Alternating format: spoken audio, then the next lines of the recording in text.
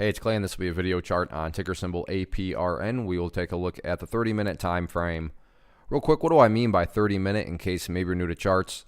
Instead of each one of these candlesticks here representing 1 day's worth of price action, which is what you would normally see, each one represents 30 minutes. So while this here may look like several days worth of time, it's actually just today's price action broken down into 30-minute time slices.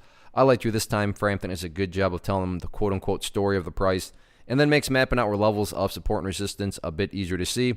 Today, the price actually showed some signs of life. Granted, there's still a whole lot of work to be done, so don't get me wrong here. But from a trading perspective, it presents a little interesting situation because, from where the price was on Friday to where it is right now, there's definitely a little bit of a bounce that has occurred. Now, whether or not there's any sort of true power behind that bounce, that's kind of the million-dollar question going forward. But really, in my mind, at least a way to kind of measure the health, quote-unquote, of this current bounce is going to be, well, let's just simply see if the price can start to make progress going forward. Because not to insult your intelligence, but price movements with true power don't go back to where they were, because that'd be a total contradiction, right?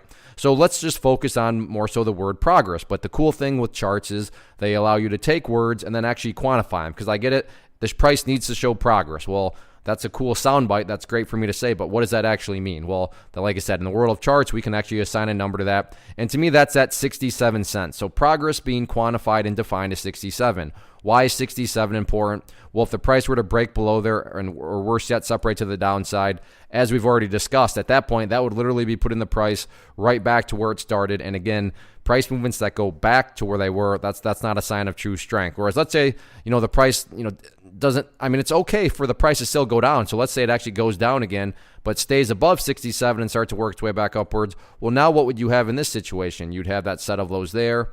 You'd have that set right there. And if you picture these as stair steps, well, hey, now the stair steps are actually making progress in the upwards direction. And as discussed, that's what, the overall goal is going to be if there's sort of movement is actually going to, turn into something a little bit, stronger from an overall sense.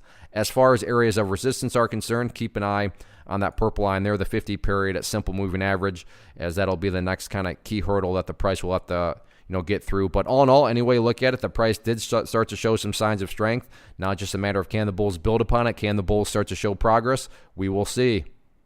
One of the biggest questions that I get is, hey Clay, how do you find the stocks that you trade? So what I've done is put together a free resource guide where I talk about the tools that I use to locate stocks that I find interesting and think may have potential. So if that sounds like something that could add value to you as a trader, then click on the image that is up on the screen right now and I will email you the guide. The guide itself is very short and to the point, and best part, it's completely free.